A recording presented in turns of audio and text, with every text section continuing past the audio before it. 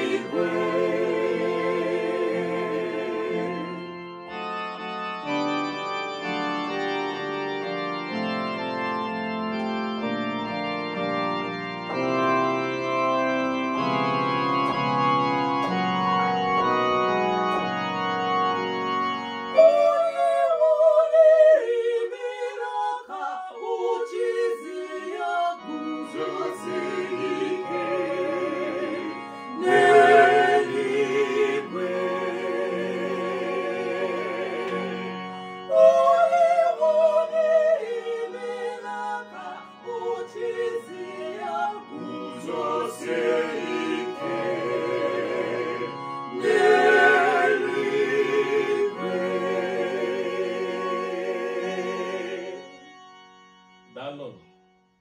Ndewo.